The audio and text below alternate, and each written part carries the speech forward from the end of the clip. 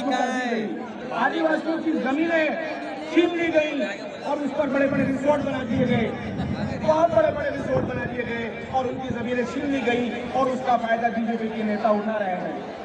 दोस्तों, मैं आपको बताना चाहता हूं कि कुछ लोग कहते हैं कि मोदी जी ने विकास किया।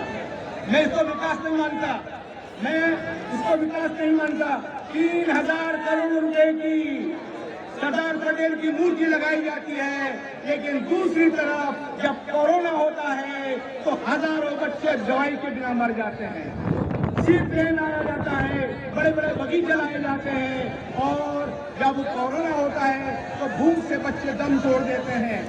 जब इलेक्शन होते हैं तो बीजेपी गवर्नमेंट टैक्सी और बसेस लगा देती है, खाने का अरेंजमेंट होता है। लेकिन आपने देखा कि कोरोना के वक्त के अंदर हमारे मजदूर भाई यूपी और बिहार के 1500 किलोमीटर दूर चले गए। मैं नहीं कहता कि बगीचे ना हो, मैं नहीं कहता कि प्राइम मिनिस्टर का ऑफिस बड़ा ना बने, लेकिन मैं ये कहता हूँ कि प्राइम मिनिस्टर का ऑफिस बने ना बने, ये मूर्तियां बने ना बने, बगीचे बने ना बने, लेकिन मेरे मुल्क का कोई बच्चा भूख से मरना नहीं चाहिए। आज कुछ लोग कह देते हैं कि साहब बहुत पुरानी बात हो गई, अब खत्म कर देना चाहिए।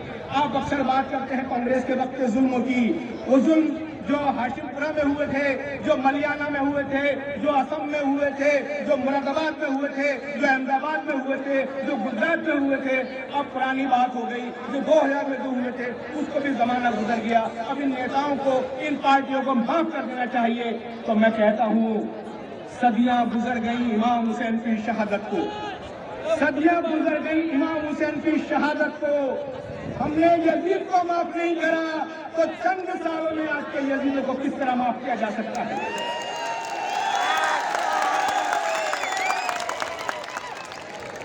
दोस्तों, इसलिए कहता हूं कि जुल्म फिर जुल्म है, बढ़ता है तो मिट जाता है।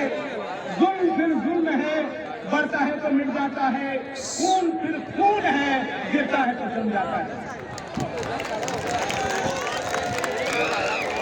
मेरे दोस्तों, हिंदुस्तान में एक संस्था है आरएसएस, एक जमाने से वो कोशिश कर रही है कि किसी भी तरह से नफरत फैले, किसी और उसका फायदा बीजेपी को पहुंचे।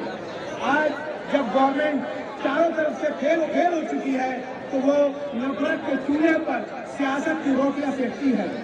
हर बार, हर 8 दिन में, हर 15 दिन में, हर महीने में कोई ना कोई ऐसा इशू खड़ा करते हैं जिससे हमारे जज्बात को ठेस पहुंचती है। अभी कुछ दिन पहले एक फिल्म आई कश्मीर फाइल और उसको टैक्स फ्री कर दिया गया। क्यों? क्योंकि उससे नफरत फैले। अरे मेरे भाइयों, ऐसी फिल्म को टैक्स फ्री भी करना चाहिए था कि जिससे कौमी यकजहती पैदा हो, जिससे हिंदू मुस्लिम की एकता पैदा हो। हमारे नेशनल हीरो पर फिल्म बननी चाहिए जिससे बच्चों को कुछ सबक मिले, लेकिन ऐसा नहीं हुआ।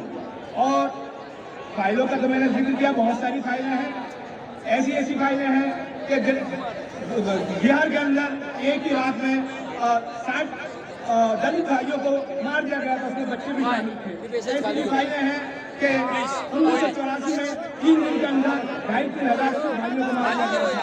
और भी फाइलें हैं बना सकते हैं क्या आपके अंदर हिम्मत है? नहीं है। फिर इशू खड़ा करा हिजाब हमारी भारतीय संस्कृति का हिस्सा है।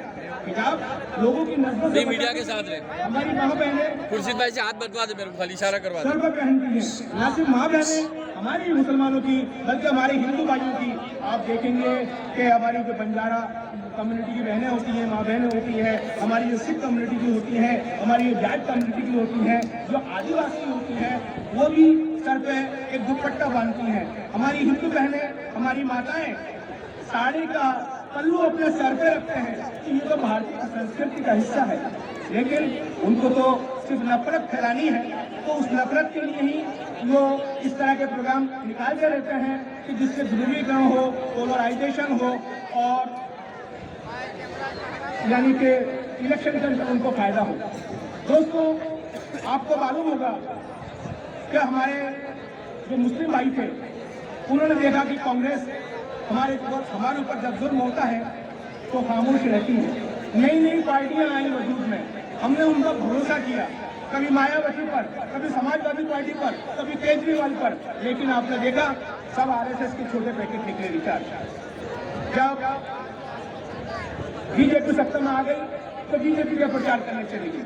जब केजरीवाल साहब मुसलमानों के वोट से चीफ मिनिस्टर बन जाते हैं और दिल्ली में दंगे होते हैं तो वो खामोश हो जाते हैं। एनआरसी का इशू हो, सीए का इशू हो, ट्रिपल तलाक का इशू हो, हर इशू पर वो खामोश रहते हैं। और अगर कोई बोलता है तो सिर्फ असदुद्दीन ओवैसी साहब। यही तो वजह है कि आज हम ओवैसी साहब को मानते हैं। यही तो वजह है कि वो हमारे हर जगह रहनुमा बन चुके हैं। वही वो इंसान है। ओके, क्योंकि वक्त कम है, मैं ज्यादा कुछ नहीं कहूँगा, फिर हाजिर होऊंगा। सिर्फ एक शेर कहूँगा उन फिरका परस्त ताकतों के नाम कि जो मजहब के नाम पर हमें फूट डाल रहे हैं और हमें लड़ाना चाहते हैं। उनको इस शेर के इजाजत चाहूँगा कि ये सफर चंद मीलों में मत बांटिए, ये सफर चंद मीलों में मत बांटिए, कौम को अब कबीलों में मत बांटिए। एक नदी की तरह है हमारा वतन, एक नदी की तरह है हमारा वतन, इसे तालाब झीलों में मत बांटिए, तालाब झीलों में मत बांटिए। शुक्रिया।